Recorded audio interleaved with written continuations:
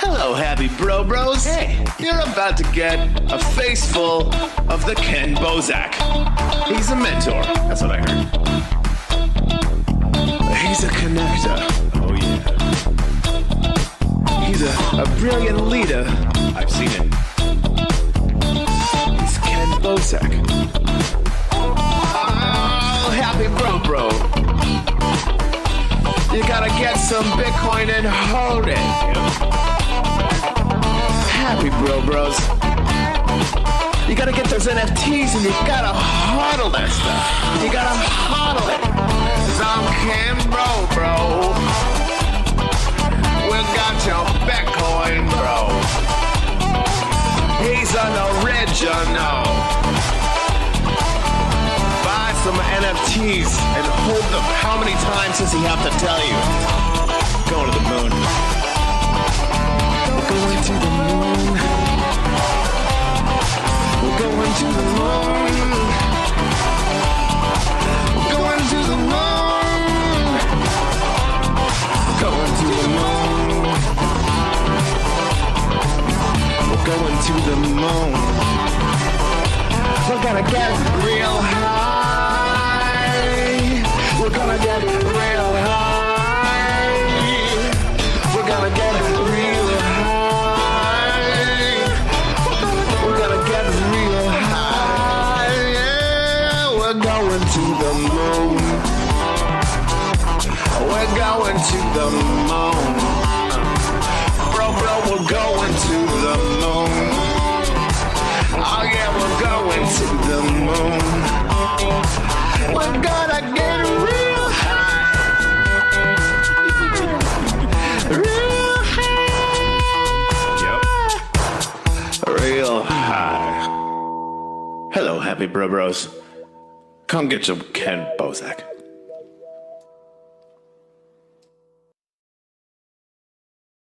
Man, I hate that I did the countdown thing because then I'm like, I didn't mean to cut you off. We could keep vibing, but how goes it, everybody? Not another Bitcoin podcast. I'm the host, Ken Bozak, but you already know that. Today's guest is Crypto Chuck. How goes it, bro? What's going on, man? How you feeling, man? I'm good, man. It's been a long trip since I seen you last. I had to go to Slovenia for a Bitcoin Cash conference. I think we saw each other, Bitcoin conference in Vegas, right? Yep. Yeah, I had to go to Consensus in Miami after that. Then I had to hop on a plane and go to Eastern Europe after that. And I've only been home about a week now, and I finally feel like I just sobered up from like the 3 times jet lag. Yeah, man. I'm gonna call you jet lag, man. Jet lag 10, man. Yo, I swear, people are like, "Yo, you hire?" I'm like, "Nah, dude, this is jet lag. I'm trying to find a dispensary though." Introduce yourself to the audience, man. Let them know, like, who you are, how you got into crypto, and what you're doing now with your space where you're at. Yeah, man. Thanks for having me on the show. Yeah, man. I'm Crypto Chuck, co-founder of the group Crypto Black. I got into crypto. One of my buddies, man, he told me about Bitcoin like in the 2016. Like it was like right around like Christmas time. So Bitcoin like maybe like $1,000 at that time. And so I guess I'm part of that 2017 bull run when a lot of people got in. And I just put $100 in, man, on a credit card, and then I had like $200 left on my card, and I was like, "Fuck it, I'm gonna just put $100 on it." And then like it just kept going up. I used to like doing with stocks, you know what I mean? So shit moved like 1-2%, 5-6% in a year. You're like, "Oh hell yeah, it's a good year." Man, my shit moved like 10-20%. I was like, "Oh shit!" So after that, I put another $100 in the last $100, like And it's moving right. I guess I got in the right time. And man, it's been, we started, I waited on for like maybe 5-6 months. I don't want to tell nobody about it. And I just got in, man. I just start telling people like, listen, this is what I'm doing. This Bitcoin. We start really researching it. I'm one of those like, fuck the government type of people. You know what I mean? Like, I like controlling my own stuff, control my own destiny. So it was like, just seeing everything about Bitcoin, obviously reading a white paper, and I was like, man, I got to start telling more people about it. So my partner and I was like, listen, man, we're gonna create a group and just talk to different people about it. And then, people have any questions about it, and we'll talk, and then create a community, basically, man. Different people, talking, discussing, and educating each other on Bitcoin and crypto. So yeah, man. So we did that. Started a YouTube channel and obviously different socials and got that blown up. And then just right now, man, I'm just running with Bit Angels right now in New York, one of the city leaders here in New York. And man, we just running away, man. Put founders and funders together and obviously trading and doing everything we're doing and got with different groups as well, trading and teach people how to, really utilize the market, understand the cycles better, so they won't get their skirt pulled on them, especially like right now. And yeah, man, just go from there. You're up in New York, you said, right? Yeah, yeah, I'm right in Jersey, so right across the river, Yeah, I was gonna say New right York across. had it rough with crypto for a long time because of that bit license bullshit. That's actually what helped my meetup in Philly get a little bit of attention because we were meeting up at the Mm-hmm. 30th Street train station in Philly, and people from New York were just riding trains into Philly just so they could trade a little bit of crypto inside the train station, and then they would take the train back to New York because it was illegal for them to do it Mm-hmm. in New York. It was just wild. And Yep. now to see like New York is getting more exposure to crypto, they're sort of like the young ones on the street. Like they had the most money, the most traditional financial knowledge when you look at like Wall Street and shit in New York, but they don't know much about crypto up there because of the bit license bullshit. So it's been Mm-hmm. pretty crazy watching that energy come in with the whole Michael Saylor crowd. What's Yeah. that vibe been for you? Have you like noticed that difference? Yeah, man. Like you said, and still is with that bit license holding a lot of companies up. And I think you still can't use crypto.com inside New York. You know what I mean? So I think maybe I know maybe Gemini. I know Gemini got the license. It's kind of crazy, man, because it's just politics. The guy that actually created the bit license ended up once he got the bit license approved, he literally quit and then turned around and then started a consulting company on how to actually fill out the paperwork to actually get approval. So so he created the problem and then turned around and started a business on how to solve it. So It's it's just so politics. smart though. Yeah. That is like legendary shit. They're gonna teach that in college classes about like good business. Like there was that scene where I think it's Richie Rich or some shit where Yeah. they're in where he's in class and they're like asking the kids, "How would you solve this crisis?" And the one kid's like, "I would just spread a rumor about the business going under. I would short the business and I'd make a killing." And I'm like, yo, this is the shit they're gonna teach kids too. Like, just Yeah. get yourself into a position, create a really complicated law to follow, and then convince everybody that wants to follow the law to hire you to go and figure out how to get through that law. Genius. Yeah. That's like Dr. Evil shit, bro. Yeah, yeah. I mean, that's what Kennedy dad did. He was, he was all about inside trading, and he turned around and pretty much, wrote the laws and pretty much created the SEC. So Yeah. on how to plug all the holes. So it's been around for forever. So just like you say, you just gotta be, you gotta take advantage of the opportunity. I mean, obviously we all pissed off at him, but hey, he made make his money, and that's how he did it. So first he's I Hell mean, yeah. what was Gary Gensler was similar to it, right? So if you think about it, he talked about MIT, he talked at MIT, talked about blockchain, and came in, everyone was like, yeah, yeah, yeah. So a guy, when he turned around, was like, I'm gonna fill all the holes up, and start suing everybody, to oblivion. You know what I mean? So it's like these guys know what they're doing, man. Like, you know what I mean? It's like they have this plan, Hey, we I wanted mean, crypto to go mainstream, and this is what the mainstream does. They sue and they mhm. fucking lobby and bureaucracy it all up, man. And I mean, you said 2017, bro. That's almost been a decade. Some of my favorite stuff to talk about people like with people in crypto that have been in this space, like, I got in 2015, 2016, and it's like, what was your favorite scam? And not by like what was the best one or whatever, but like what was the one you thought was like at least the most entertaining or the funnest one? Like everyone has a favorite scam. What was your favorite scam that existed?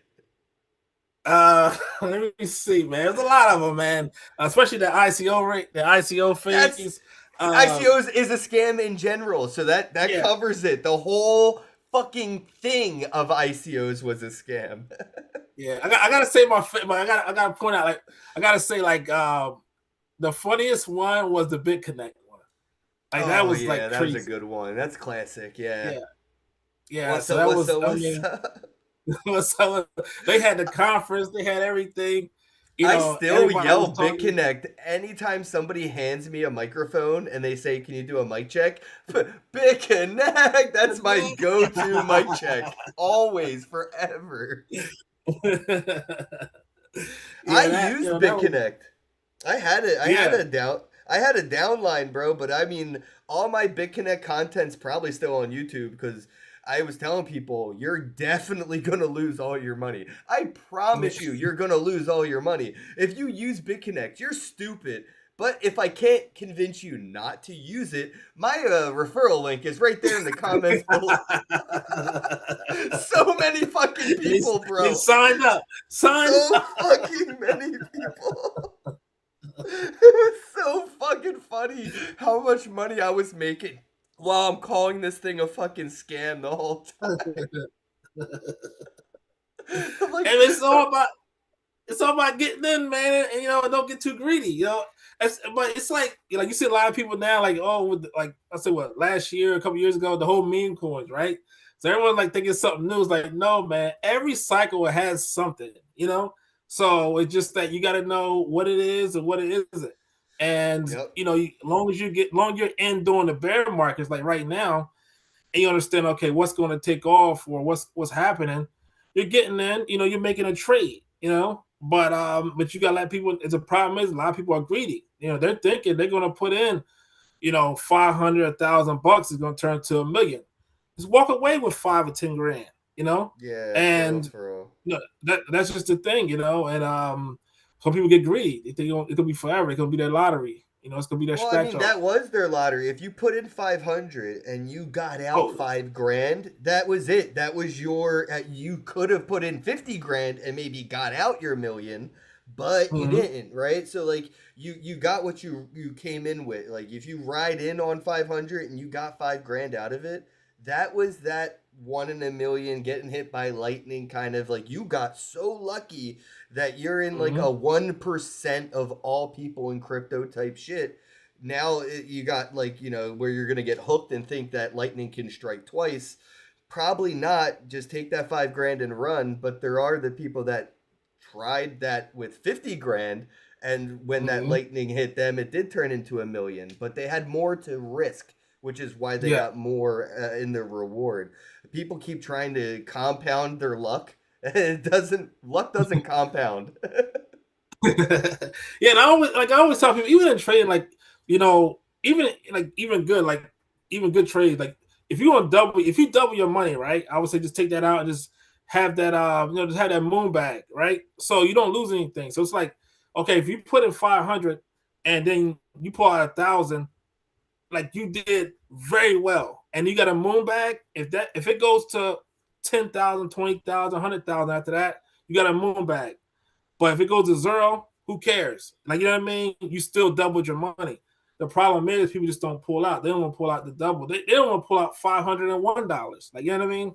And that's the problem. So that's what I think most people got to understand. Like what you just said, you have to. It's risk management. That's what we always talk about Well, anyway in AI is trading. going to manage all that risk now. You got AI in MetaMask, AI in Yeah. exchanges, AI wallet integration. I mean, basically, Mm-hmm. AI is going to be the thing that we can actually use in the recipe to create passive income. Because like everyone argues, crypto isn't passive because you still have to click the button that says like claim your stake or yield your APY or whatever. Like you got to do something that makes it not passive. But with Mhm. AI just running, connected to your wallet, connected to an exchange, knowing your risk management parameters, it's just going to trade for you on your behalf and pay your rent and bills with whatever profit it makes you for the day. That's where I see Yeah, like this. That's like I the mean, next thing that's coming next. yeah, I mean, Robinhood just introduced it yesterday, and everyone gonna follow behind them. Charles Schwab, everyone gonna follow right behind them. How Robinhood is. They start the DGen stuff first, and then everyone see, okay, they're making money, so we're gonna do the same exact thing, implement it to our platforms as well. So yeah, Robinhood introduced that yesterday, and you seen it, man. When we was at the at plenty of conferences, so everyone's talking about agents. The number one thing I hear, like, when I walk up to AI someone is, and I talk, oh, dude. AI, You be thinking agent. crypto conferences or AI conferences this year. Yep, This whole yep, year was about AI everywhere I mhm, went. yep.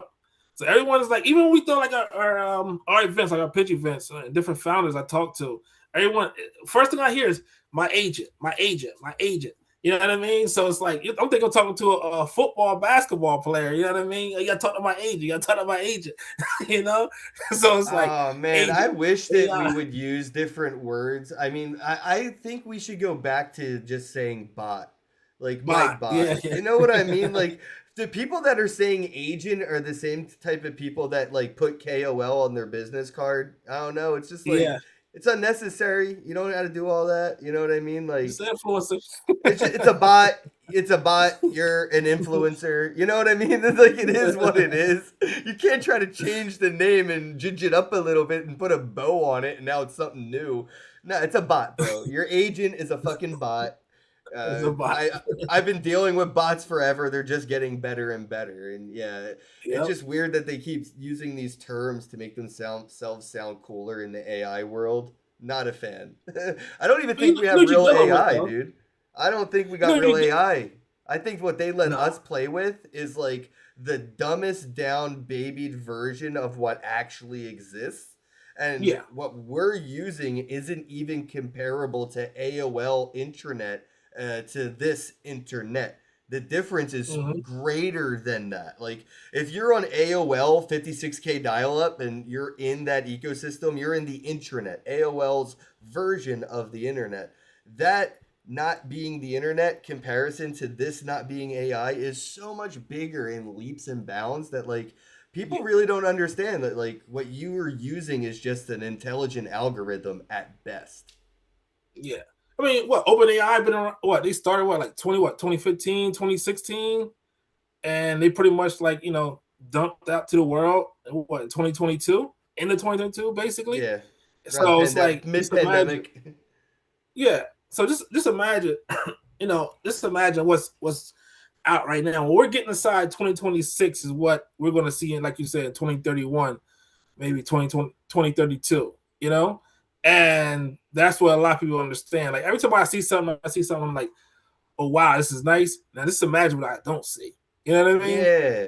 Well, what we And that, got is just to make what they have better. Like what they give yeah. us is just the thing that is being data mined to make their Hmm. shit even better. Otherwise, they Yeah, wouldn't even give it to us if they didn't get something out of it.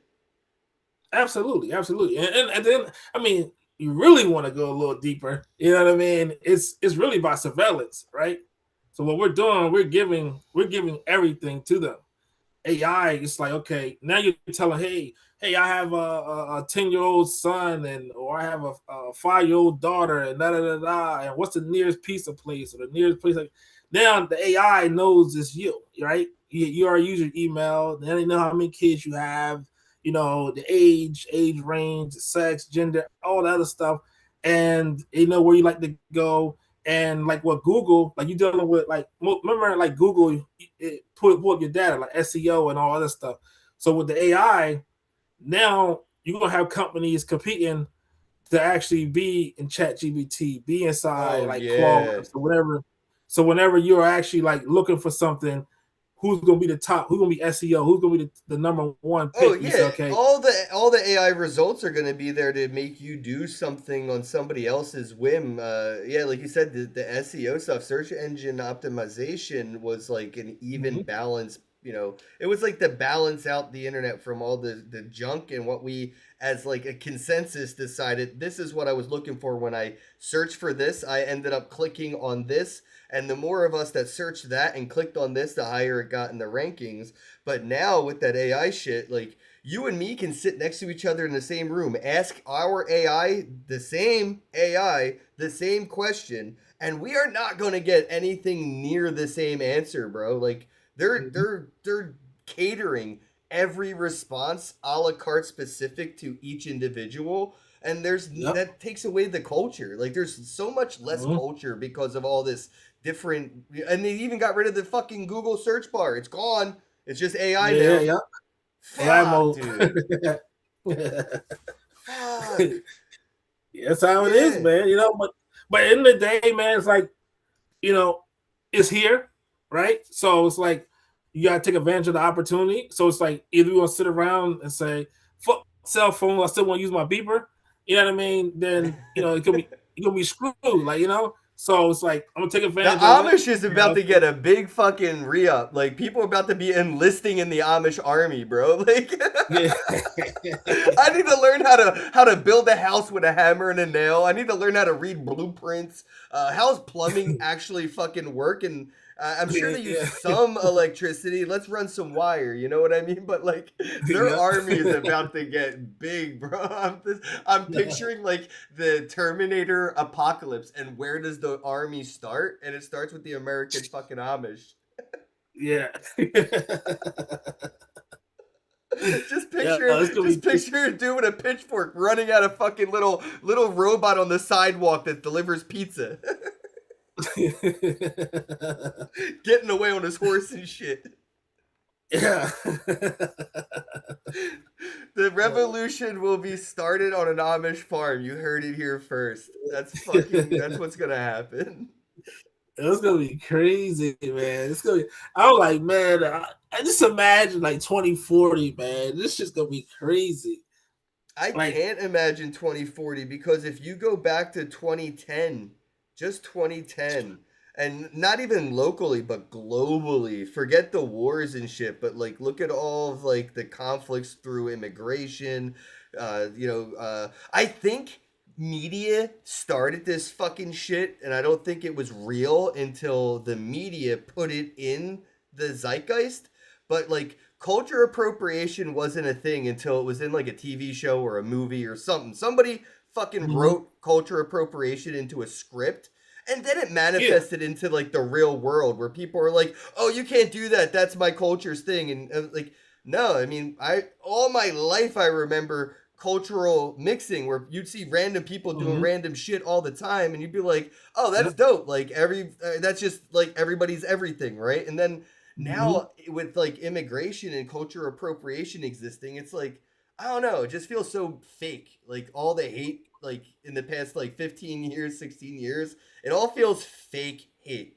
Like I yeah. don't know. You can't have a good time. You can't have a good time. Like you go to a comedy show, like you can't. It's crazy, man. Like you know what I mean. It's like I get to the point, you're like, man, what the fuck? Like you can't have no fun. Like you know what I mean? Because it's like everyone, like you said, everyone has an opinion for every single thing. Everyone takes everything so serious these days. Like everything is political. Like, bro, Everything but like what matters. yeah, yeah. It's like, yo, they're literally no, they listen to you on your phone in your house. Like, you know what I mean? And you're worrying about, something silly that that you can't change Facts. regardless. Yeah. So No, it's like, seriously, like look at what Edward Snowden went through. Edward Snowden gave up his life essentially. He's basically a fucking prisoner at this point, right? For like the rest of his no life. man. And he risked all of that to tell us what's being done to us, and myself included. Nobody cares. Like nobody Yeah, fucking nobody cares. cares. Nobody cares. Okay. I'm not in the streets protesting and burning Alexas in this on the sidewalk. Like, was it worth it? Like if I had a time machine, I'd probably tell Edward Snowden, not worth it, bro. Nobody's gonna give a shit. Yeah. Like, just quit your Collect job your and check, go man. be free. Yeah, exactly. Collect Yeah. your check. And I think there won't be another Snowden because the people in Snowden's position where he was in the know realize nobody's gonna give a shit. It's probably like the same people that know aliens exist, and like people have told us and leaked it, and they're like, yeah, well, John over here lost his job because he wanted to talk about aliens being real, and nobody believed him. Yeah. Why am I gonna Yeah. try to tell people aliens exist? No one's gonna believe me either. Yeah, I'm not gonna lose my pension. I'm not gonna lose my cushy job, in the government and shit. I'm retired in 10 years anyway. Right. Like people that got that type of intelligence, it's not no one that's 24, 25. Those guys like in their 50s, you know what I mean? Like at that vertical, to where they're gonna have that type of intelligence. So they're like, listen, fuck it, I'm about to retire in 10 years. Fuck it. I'll be dead in 30 anyway. So who gives a shit? Like, you know what I mean?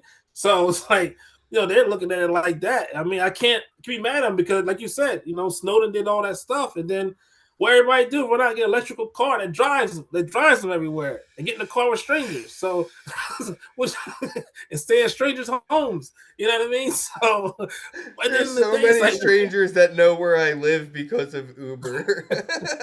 Yeah. So many strangers. And so many strangers get to handle my fucking food and drink before I consume it.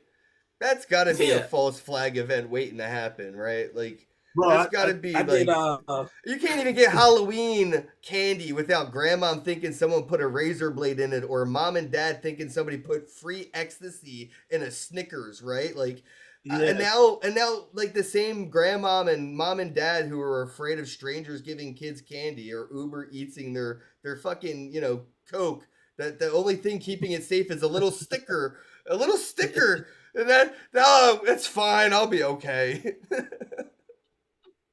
Bro, I ordered Uber Eats one time, yo. It was from Wingstop. Man, I got my wings, and I was like, I just looked at it. I was disgusted. Like the guy, it came, he didn't ring my bell nor nothing, right? So I'm like, let me just go downstairs and see what the fuck my food here. Open up my door, like you said, I just see a sticker on my shit. I'm like, open my shit up, my fry just called like, man, this motherfucker probably was eating some of my shit. Like I seen like I'm like, I'm done with this shit. I'm just gonna pick my shit up. I've had people leave shit at the door and I didn't know for like 10, 15 minutes, but that's all it takes for an army of ants to find out they got a free cookout. Like I go and open my food in the house and there's like 1,000 ants inside of it already. I'm like, motherfucker. And you don't pay extra, you paid a premium. You paid a premium for the leave the shit on the floor, on the ground, outside. I try to stay in the mentality of like, if I need to walk somewhere and it's an hour away from me, that's not far. I try to make sure my brain doesn't let an hour worth of walking feel like a far distance. That way, like if I want it, like McDonald's, I gotta walk about 45 minutes to McDonald's, eat, and then 45 minutes to get home. And yeah, that 90s energy, I try to stick with it because like I see how lazy everybody's become with that. Like I'm especially in Vegas, bro. In Vegas, motherfuckers were Ubering across the street. Not even exaggerating. I wish I was lying when I said this. Motherfuckers were at the Paris and they were Ubering to the Bellagio. Motherfuckers right across the street. I'm like, what the fuck is? I'm like, I don't know if I can be friends with y'all. I'll meet you there. I'm walking. Like, no, I don't want to ride across the street. Vegas was funny though with all those rich kids out there, bro. It was a different energy this year. It wasn't a lot of degenerates. There weren't like all the pajamas and stoners who just got rich. You know what I mean? It was like all the suits who are trying to figure out what the guys in the pajamas did the last couple years. Yeah, it's crazy, man. Like to see the difference, man. Like when I first got there, right, man. Like I used to go like the little small meetups, like the little meetup in a little pizza spot, and man, we used to be in there. So we were some old guys, like you know what I mean. And they're talking about when they got into Bitcoin and how they was mining back in 2009, 2010, and like they scared the shit out of me. So that like I'm so cautious, right? I'm so cautious in what I do, and it helped me out a lot from being hacked because like they scared the shit. It was like, don't do this. And if you're going to use your keys, make sure you print it out on paper, and then make sure that you get a brand new printer that doesn't connect to the internet. And this, like, they like ingrained so much stuff into me, and so it's like it helped me out a lot, and navigate around in space.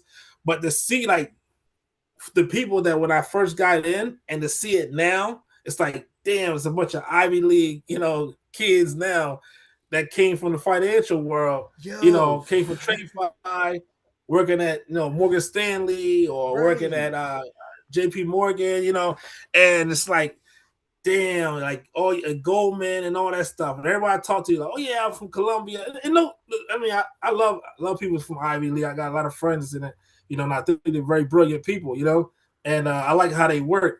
But just to see the transition, like to see, like, like you said, the degens, or just like the average Joe that was like, fuck the world, fuck the government, fuck the banks.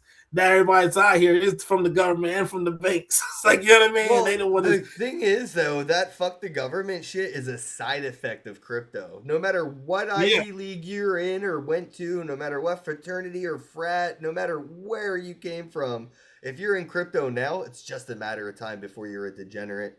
I Mhm. mean, if you look at capital gains and first in, first out, and all the bullshit that's happening with your money, just buying these politicians' Lambos, you're gonna be a Mhm. little bit more of the fucking end of Fed than you were before you got into crypto.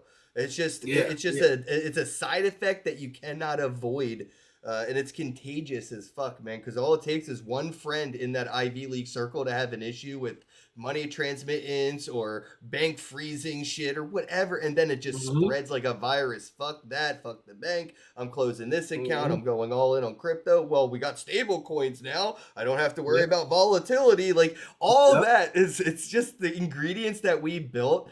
It's not a Trojan horse. It's like a zombie infection. Like people are like, It's a oh, orange vacuum. pill. Yeah, yeah, we're a black hole for like people that just want to get away from the system. You can't help but like get into this lifestyle, I'm happy that we're getting those kinds of people in our ranks. But it is fun watching, and I call these people, and I don't care how they feel about it, educated retards, because they're so smart. These motherfuckers got PhDs and shit. They studied for years, and they don't know nothing. Mhm. They don't even know what a Bitcoin private key and a Bitcoin public key look like, and what's the difference, and what a seed phrase 12 to 24 words means. Oh, dude, I love that part of like, no matter what, they have to go through all this like learning how to crawl, learning how to walk shit. And they have to humble Mhm. themselves. Every conference I go to, you don't matter how expensive the suit is, they're instantly humbling themselves when they enter the room. And that, I think, is why I give them more respect than a lot of the suits that don't go to these conferences, because it, Yep. it takes some balls to be like, I don't know this. Yo, guy in pajamas, can you teach me? I'm like, yeah, Mhm. bro, I Yep. got you. Yep. Yeah, and that's exactly like you said. Is that, and that's why I said I respect for them. Like, you know what I mean. And you talk to them, you have a conversation with them, and they're very brilliant people. And Hmm. very thought provoking people. And Oh, but we're like you gonna be said, they better to humble have them themselves. on our side now, man. Yeah, yeah, and and we did, because I used to work I used to do mortgages, right? So for a major bank, and so I will have like the financial advisor, and this was in Scottsdale, when I lived in Scottsdale at the time, and I'm working out of a branch in Scottsdale, ritzy people, money, crazy money, and all his clients is top, that bank, like that top tier, preferred customers, premium customers. And I just talk to him all the time about Bitcoin. I talk all the time about crypto. He's like, oh, it's nothing. I think it's gonna go to zero and this and that, whatever, And the dude, like our age, like, so it wasn't like it was like an old guy, but he just was like, he just grew up how he grew up, you know what I mean? And TradeFi and thinking, everything is all about, the traditional markets. And I told him, I said, listen, man, Bitcoin, I'm telling you, at the time, Bitcoin maybe 3,000, $2,000. Oh, it did help that So Warren Buffett was talking shit at that time too. yeah, yeah, yeah, yeah. But he was just like, man, he's like, no, it's not gonna do anything. So now I'm just looking at it, and then like maybe like 7, 8 months later, man, like that same bank we was in training, they were talking about how you can actually source crypto You know what I mean? For mortgages now. So I was like, hell yeah. Like, look, I told you. He was like, yeah, they're going to. I was like, watch, you're going to be talking about it and telling your clients to allocate, 1 to 5%, to their portfolio. And, he's like, I don't know. I don't think so. I think it'll go to 0. I was like, you see, I really want to just fly down there just to see if he's still there. And just be like, I told you, didn't I? Well, How many even Mark clients Cuban made a public statement recommending people put 5 to 10% into Mhm. crypto, whether it's Bitcoin or a basket. So yeah, I can't Mhm. imagine where we're at now with that, with the advice they're giving people and just like where to store and how to do so. And yeah, so we saw ICOs, we've seen the NFTs, we've seen the meme coins. What do you think is the next catalyst? I mean, I could kind of give you what I think, but I'm just curious what you think. Like, is there anything that you're waiting for, looking for, or something that you expect might be what that next thing is during the run? Because it's not always just a Bitcoin bull run. There's always been a catalyst, whether it was the ICOs, the NFTs, the meme coins. There's always been something throwing fuel on the fire that helps the bull run. I'm more so leaning towards like RWAs probably being the next thing. But I'm curious. What are your thoughts? I thought RWAs was gonna be. I thought RWAs gonna be the thing from last cycle, but it was too many scamming in RWAs where people was actually selling you the equipment, and it was like Ponzi type of style. So they'll sell you the equipment for 500, and they'll take some of those the profit and then pay people back, with the profits from they were selling the equipment, and then nothing came from the equipment, So and nothing came from the project. Um, I was big on RWAs. I really am. I think if you do it the right way, I think it's gonna be explosive. We'll talk about that, on a side note, when I tell you what I'm doing. But me personally, I think the catalyst is going to be exactly what we was talking about a few minutes ago. I think it's going to be the DATs. I think that's going to really, really, really bring a lot of people in. But I think it's going to also be the reason why a lot of things fall to shit as well. Um, Too fast, too much, Reason too why, quick. yeah, because I think it's going to be what brought us up was what brings us down, right? So because eventually people start taking profits, and the right people hit that sell button, and then obviously the last people that tailwind gonna hit, and then they're gonna be, it's like what Warren Buffett said when you see you swimming naked, when the tide comes up. So I think because it's so reason why I'm saying it because it's so easy to look into DATs, right? So people can look at it and say, okay, cool. I want to get into crypto, right? I want this exposure. This here is a company that that's regulated, or say this company went through the process, or they're actually they're licensed to you know buy Bitcoin or crypto or whatever, and so I'm gonna put my money into that, and then I think that's what's gonna drive it up because it's gonna be so much easier just to go in on log into your brokerage account, buy a certain DAT from that company, and then able to actually say, cool, push it up, and those companies gonna buy more and more crypto with it. But I think something's gonna happen to where it's gonna obviously have that nice run up. Something gonna happen to where it's gonna just collapse and we go back to the bear market again in the next cycle, though. You see what I'm saying? So that's Yeah. what I think will be the next catalyst because it's gonna be so much easier. The barrier entry gonna be so much easier this time around for the desk. You can just go right into your Charles Schwab, go right I don't into think your there's gonna brokerage firm. be a down though. Like I'm still stuck on like this might be the last bull run before the term bull run is retired. Looking at like what's happening in the Strait of Hormuz with like Iran and Israel and everything happening there with the petrodollar not being used as much for crude oil purchases. Bro, the dollar is the petrodollar. Like without that motherfucker, bro. Like oh shit, like if they just say, nah, we don't want that anymore, we just only want Bitcoin, like that's it, bro. Yeah. We are in an overnight depression, just instantly overnight. Wheelbarrows full of dollar bills won't get you a groceries. Like it's gonna Yeah. be Slice of crazy. bread. So that's what I'm saying. Like, and America, we've been lucky that we had never really had to worry about like a currency change. Like most people around the world have had those moments where they've seen their currency just turn off and they have to start all over. And it's weird. Mhm. And Yeah, like looking Greece at and what's everything. happening, yeah, well, Yeah, here the people. way that the 1% are starting to diversify and get a bag of crypto, it's just letting me know that they're aware. Like if you see a bunch of rich people just boarding a ship for no reason, expect a fucking Ralph flood. Lauren. Yeah, you know what I mean. Like they know something you don't know. And seeing Michael Yeah. Saylor is like what, like 3 or 4% of like all Bitcoin. He has like the biggest independent bag. He could be the next Rothschild. Yeah. And that's the thing. It's like you said, they when you're seeing them, it's funny because it's like people say, "Oh, Bitcoin, what is it? What is it used for? What's the use case of it?" He like the fucking straight at her muse. That's what it's, that's the use case.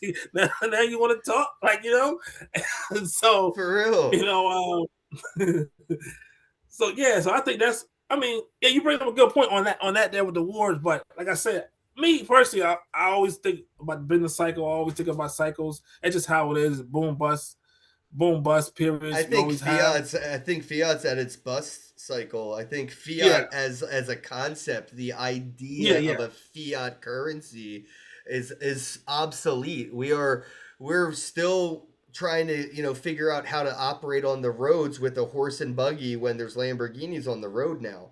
Everything hmm that's a horse and buggy's got to go. It is what yeah, it is. And I think fiat is a part of that reset, and what we're seeing happen with like the 1% getting into Bitcoin now, like, and they've probably been doing it silently. I mean, how long did Jamie Dimon tell people that, like, if you work for me and you mention Bitcoin, you're fired? And he was yeah. probably, It's well, pet was rock and buying all that shit. Bitcoin the whole time, right? Like, yeah, Yeah, exactly.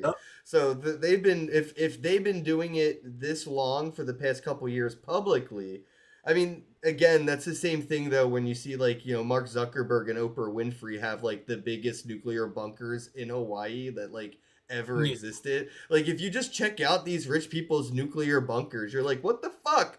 But then people are like, it's nothing to worry about. Like, I'm a little worried. Like, why are yeah, these yeah. people buying nuclear bunkers? You know what I mean? And they're like, oh, and they're buying fucking Bitcoin. Well, I can't afford a nuclear bunker, but I can grab some fucking Bitcoin. hmm Yeah, and that's the thing. People, gotta understand what's like what's Satoshi said. You might want to get some. It might be worth something one day.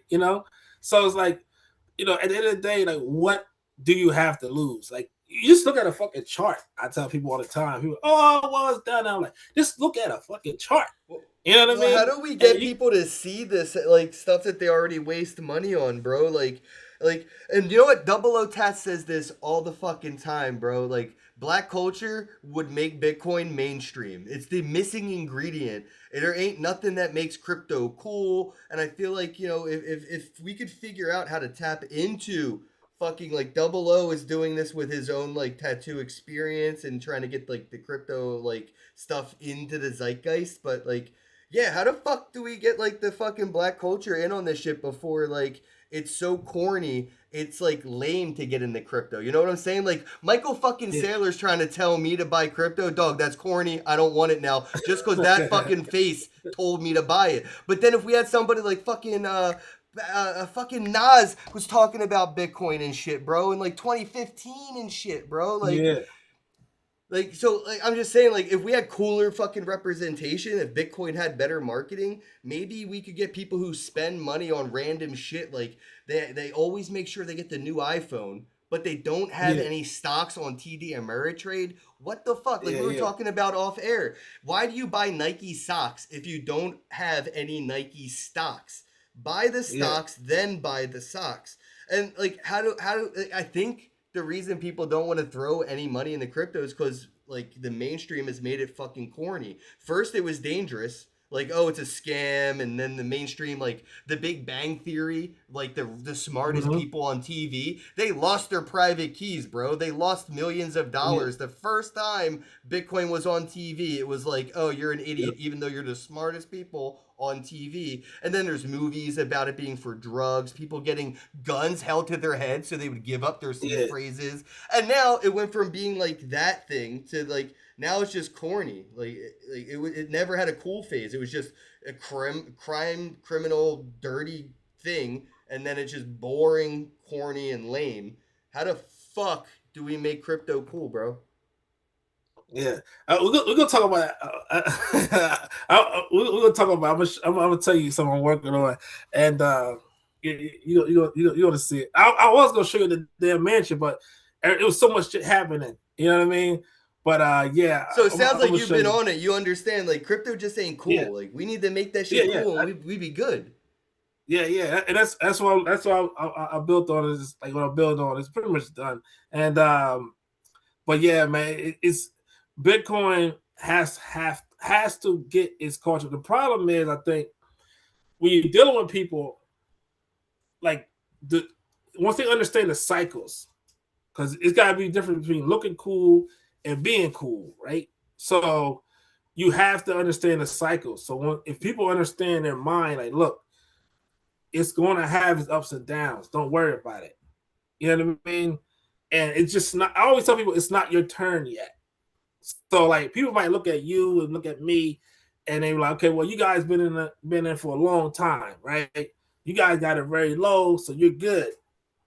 Yeah, but when I got in, I thought I was hearing from people that bought it when it was $50. And I'm Yeah. like, well, shit, I got it for like $1,000. Like, shit, I'm late. You know what I mean? So it's like when the shit hit $5,000, man, we were going crazy. When it hit, like I'm looking at my damn screen on that you know what I mean, on my wallet when I'm like, I wonder how the number's gonna look when it hit 10,000. Like, you know what I mean? Like, what the hell? So it's like, so I think once people understand that, like, you get so many people like, look, I got in at this time, and look, I'm good now. I don't have to worry about anything. And then once they see so many people under so many different cycles and go through the ups and downs, and they say, okay, cool, all right, yeah, I can get in. So and then I had this conversation with my nieces and nephews and different people I know. And what I do is I like giving people like Bitcoin as well. So like for like birthdays or like Christmas or something like that, I'll give you some Bitcoin. Like, don't touch it. Just let it sit. And then when they see it's much higher, and then I always say, now just imagine if you would have put $100 a month into it or $500 a month into it. Just imagine how much you would have right now. And they're like, oh yeah, you're right. So it's like I think people understand, like, because people want to look cool, and that's the problem. So when people want to look cool, they gonna take that $500. They gonna buy the J's. They want to take the chick out, like, you know what I mean. They want to look fresh. They want to go out. They want to. Oh, They want to live like. especially when you can spend that Bitcoin. Imagine when you can spend Bitcoin at the movies and at the restaurant. That's an even bigger flex. Like fucking, I Yeah. remember when credit cards first came out, people would drop a credit card like, yeah, it was a flex. It's not a check. I'm not writing a check. I got an Amex card, bam, or a black card, bam. And I think the same thing. Oh, I got a Phantom wallet. Bam! Like, Yep. like just the way you pay for shit's gonna be a status.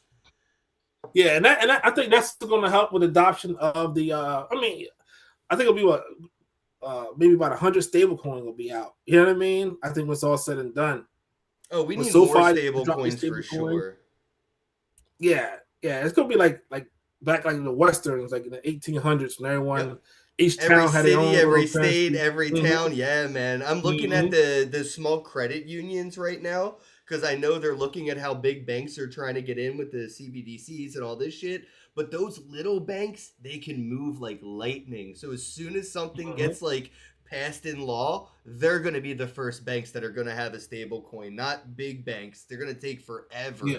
Those little banks in your neighborhood, those are the banks probably right now looking to hire people that know what they're doing in stable coins because they want their own local stable coin and they can keep that money in the local economy. especially with e-commerce. It really hurt local economies until it really found a way to balance out. And we saw that with like the more Amazon warehouses that came around, like it helped keep the money in the area. Because at some point in time when you were buying stuff on Amazon Prime, that money was leaving your city, going 2 states over, and then paying an employee to put something in a box to bring it to you, right? So they had to figure out, how do we keep the money in the city? This is it, especially with world commerce coming the way it is and buying digital things like, skins and NFTs and stuff. Like, yeah, I could see a small bank trying to really figure out how to capitalize on launching their own stable coins, especially with like their own RWAs too. Like, there's no need for like, all these real estate record companies to exist anymore, because the title, the deed, the property line, all the information, even the maintenance, the construction, all of that will just be on the chain. It'll just be on the blockchain, right? Yeah, whatever.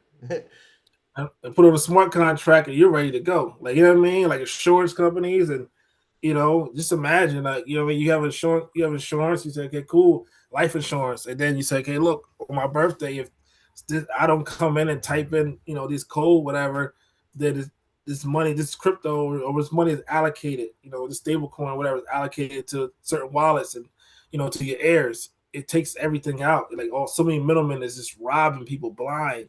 You know what I mean?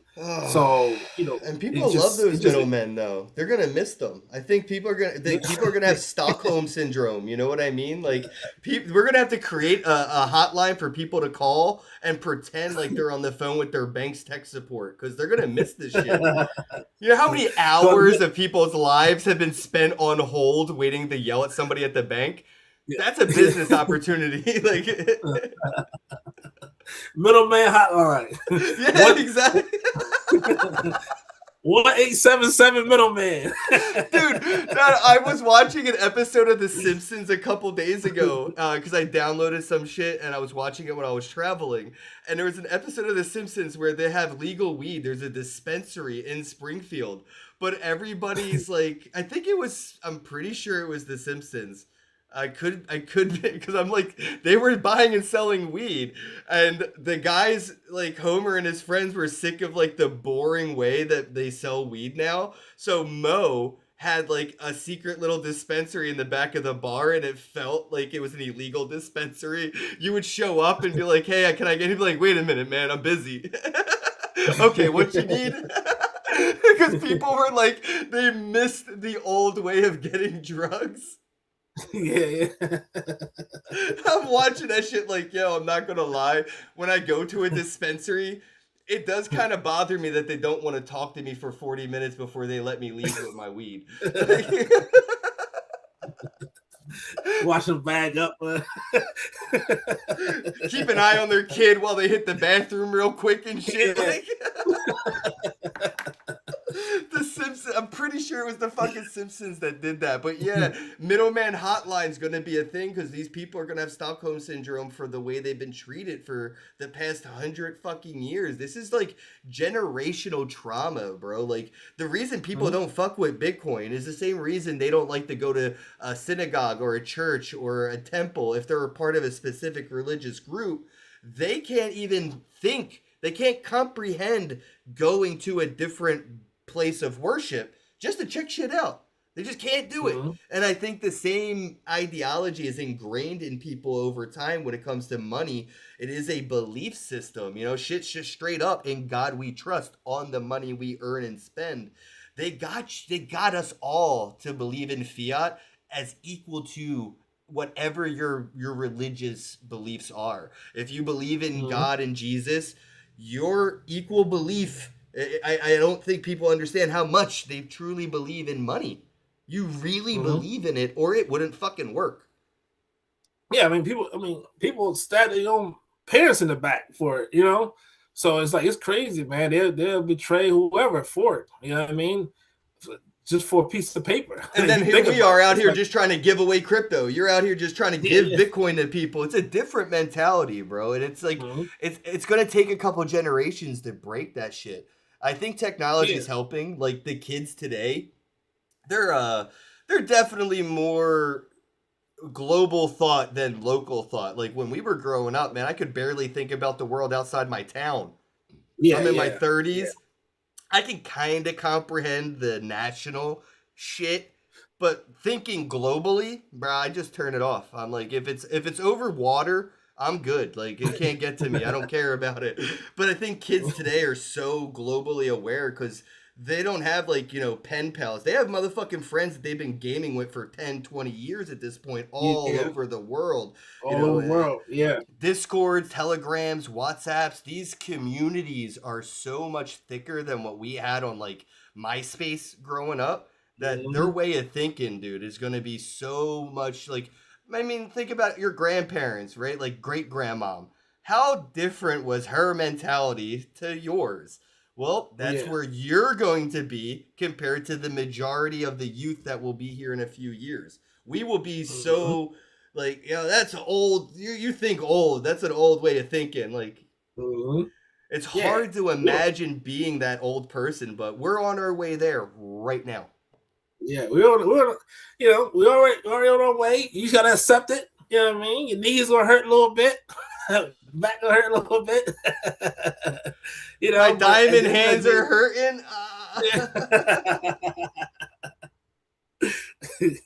yeah, man. It's like, but I think what the adoption is gonna be, like you say, you gotta have a little culture into it. It's gonna be forced. It's gonna be force fed. Like what happened with credit card? Credit card was a hard adoption as well. A lot of people don't understand. Credit card was a hard adoption as well, and it took a little while for people to catch on. It was Um, black culture that made the black card fucking hot though. oh yeah, There was nothing cool about credit cards until black culture made the black card a status symbol. Think yeah, about yeah, that yeah. shit. What's going to be the fucking wallet that does that? Cuz I don't know any wallet, like they're all Bro, corny. I seen somebody, I seen some. It was a wallet. I think it was fake though. Like somebody Oh, had a wallet, and I seen it online. It was on X, and I seen it on Instagram too. I was like, man, that shit looks sick. But I think it was like fake or something. Like, you know what I fucking mean? But that AI shit had shit, like yeah. it had Bitcoin, then it had like switches like Solana, like the LED. It was like a phone, like the size of a phone, and that shit looked cool as a motherfucker. I was like, man, if that motherfucker's $1,000, I'm gonna buy it. I'm like that motherfucker look good as hell. But I think it got it like it has, like I said, it has, you got to look like it, to have a status symbol to it too. Like the iPhone is a status symbol. You buy it, you're like, okay, cool, I got an iPhone, or I got a MacBook. You know what I mean? It's a status. You see somebody, it's not nothing shit on like Dell or HP or anything like that, but you see somebody with an HP laptop and you see somebody with a MacBook, you're like, oh shit, all right, he working on I something. will She give it working to on something. women though. Women are why Apple is so popular because if you don't have an Yeah, iPhone and you text a girl an iMessage and that bubble ain't the right yeah, color, it just don't hit right. So like women set the standard on like how you going to talk to me? Is it going to be on an Android or is it going to be on an iPhone? And like if like women gave us that choice and dudes went, "All right, fuck, I'll get an iPhone." Like it's like it and became you that. and it's still on that subject, man. Like, what I'm really happy to see. Like, I've been going to conference. You go to a lot of conferences too, so you go more than me. But just to see, you see more and more women over the years, like getting into the space Oh and yeah. seeing them at the conferences. Like, you know what I mean? Like before, man, you was seeing a woman at a conference was like seeing an alien. You know what I mean? Oh yeah, And we only had now, booth babes. We only had booth yeah, babes yeah, back in the day. yeah. Yeah. Mhm. And you see, so I'm happy seeing that. I'm happy. I know they got I think the women of Bitcoin. I think they have that conference. Oh, they have it like right before the conference or during the conference. Or the women of crypto, something like that.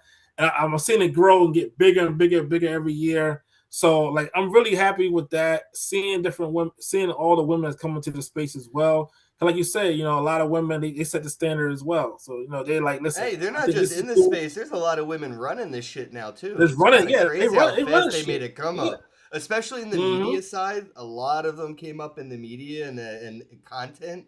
But there's a lot of Mm-hmm. CEOs, speakers. When you go to like the Bitcoin conference, there was a decent amount of female speakers. I was kind of like shocked Yeah. to see that. Like you said, usually it's just a bunch of dudes. And I mean, 2020.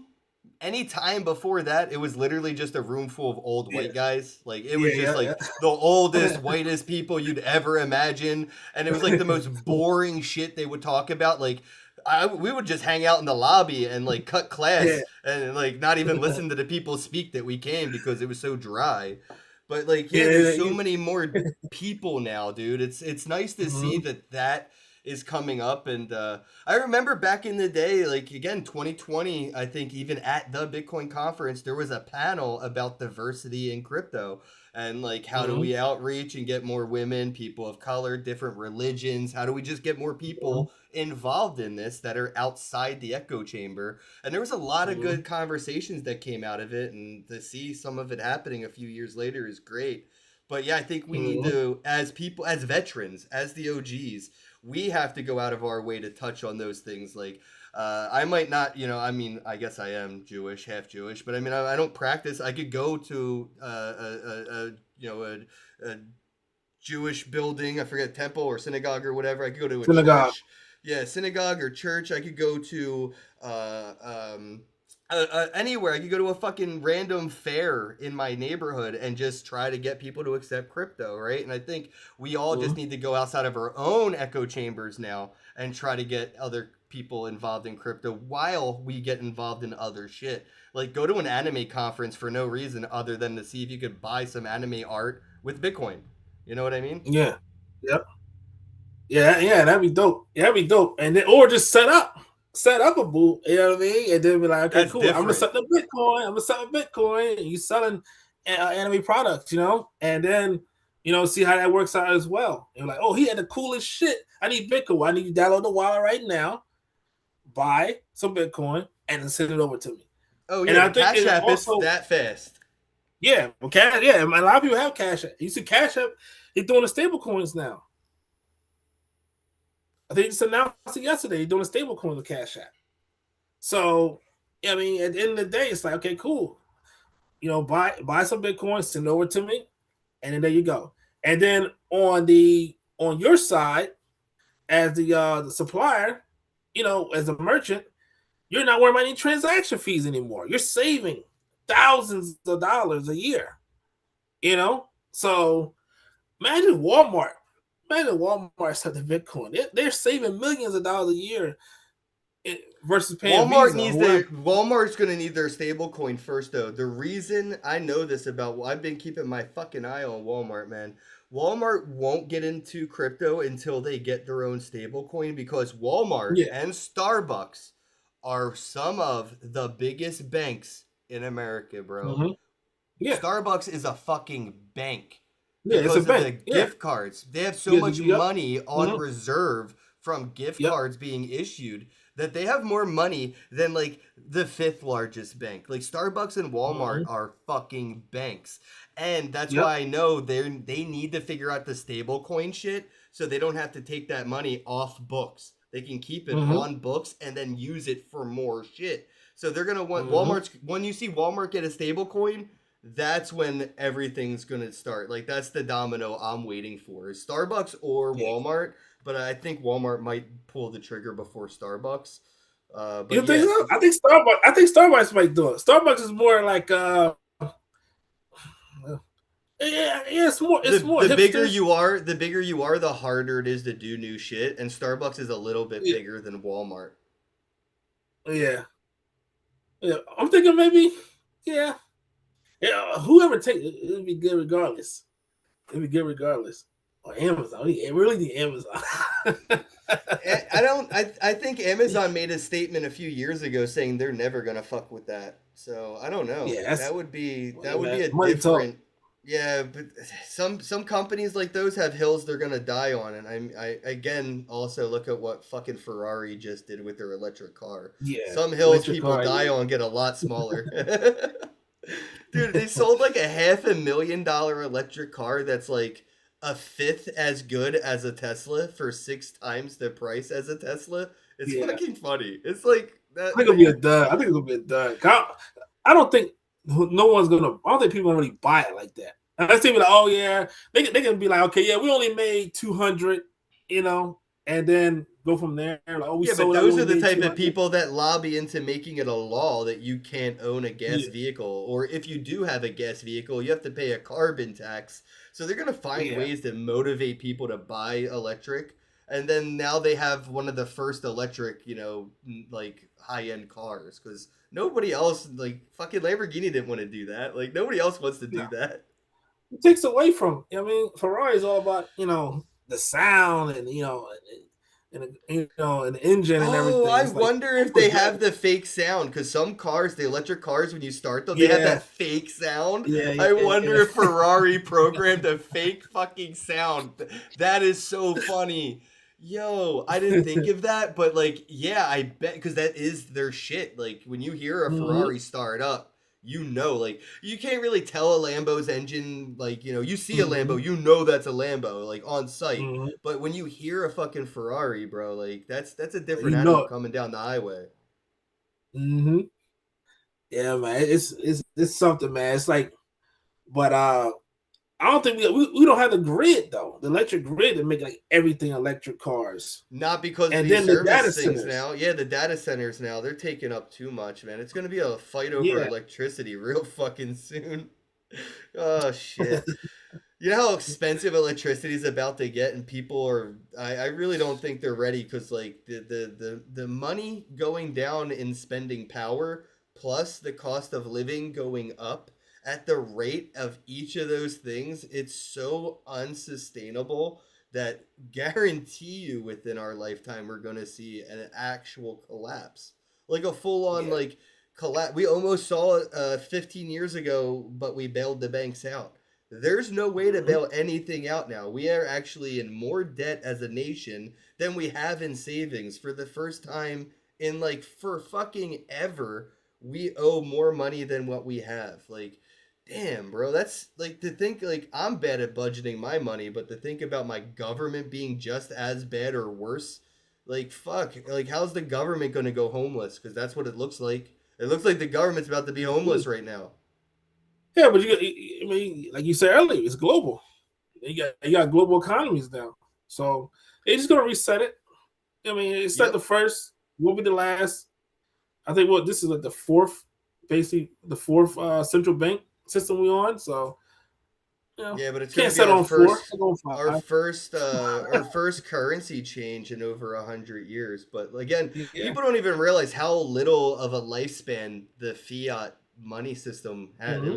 It's not that long. Like fiat money is like the shorter end of the stick when it comes to money experiments. Like we used Yep. gold a lot longer than we used fiat. We used Silver. seashells, yeah, silver. We used fucking sticks with notches cut into them longer than Hmm. we've used banking technology money, like fiat money. It's a very Yeah. small experiment, and it just didn't do very good. It's an experiment that kept failing over and over and over again too. Like all they did that was was recreate it. Just don't. that once they figured out how it went wrong, they just figured out how do they make more money off of it. They didn't fix anything. They just No. fucking put a bucket under the leak. They just did it again. They just said B, fucked up C, and just did it over again. Like, you know what I mean? And at the end of the day, with the Federal Reserve, how they pushed that through in December 22nd, 1913. Right a couple of days before Christmas. So it's like, okay, we gotta When push it I through. heard about that story and how the Federal Reserve got the name federal in the name, I went Yeah. on a little of a little rabbit hole, and you know what I found out? There's a business called Federal Donuts, and they sell donuts, bro, and it's Yeah. called Federal Donuts. Yeah. And, Same thing with and FedEx. okay, but no, it's Federal Yeah. Donuts. Okay, they are as involved in the government as the Federal Reserve. Federal Donuts and Yeah. Federal Reserve are as involved in the government equally, which they are not. Yeah. Yeah, I was same thing like, with Federal Reserve. FedEx. I mean, FedEx. Federal. It was Federal X. He thought he would have contracts with the government. The government pulled out on the last like like the day before, and he paid for all the damn gas and for the plane, and he was like shit out of luck. So he literally had to go to Vegas. He literally had to go to Vegas, and he gambled like his last $5,000. He about to go back home to Memphis from New York, like with his leg, because I think he had like two or three packages like on the plane. He called his guy back. He's like, "Yo, what's going on? Like, how the first thing happened?" Because he like the federal government said, "Nah, fuck it." He named the company Federal Express because he thought he would have federal contracts to deliver packages around the country. I didn't know and that. Then and then when he and then it didn't fall through. His guy was like, "Oh, dog, we didn't get the contract. Oh, no, we can't do business with you. Like the federal government can't. I tried, man, I can't do it." So he started obviously what we see today. So so he was like his first package. He was inside New York. His first like plane. He chartered whatever with the packages. I think they had like 4 or 5 packages on it, and then he was like, "Fuck it, I'm pretty much out of business." So he was about to fly back to Memphis, and then he was like, he seen a thing with Vegas, and he switched it, and he went to Vegas, and he bet like his last $5,000 in Vegas, whatever. I think like a blackjack, and won like 20 grand. So he had I think he won like 50 or something like that, and then he took like that 20 grand out of 50, and he like, "We're still in business," and start paying for like more gas, and then just kept going and start working. But yeah, but FedEx, it was Federal Express because he named it just to have packages shipped. Damn, that's crazy. That makes me think of you remember back when Long Island Iced Tea changed their name to Long Island Blockchain and their stocks went up like 500%? Yeah. I was making a joke the other day. It would be, and I couldn't even be mad. I would just put them up there at the top of the best marketing people in the world if they were to rebrand to Long Island AI right now. Yeah. It was a shoe company. You saw what the shoe company did? About a month ago? They were a fucking shoe company, felon shoe company. They changed their shoe company name to AI. Said, "Oh, we'll be working in AI," and the stock went up like 400% in one day. I love that. I love that so much. I think that's awesome. Oh, that's fucking clever. Fuck, man. All right, well, I guess we could wrap things up here. I didn't realize we talked for an hour already, man. Damn, time flies. You can't see it, but my background looks like a green screen for you. But for the viewers, they've been seeing some really cool, trippy shit. Just, I don't even know, happening in the background.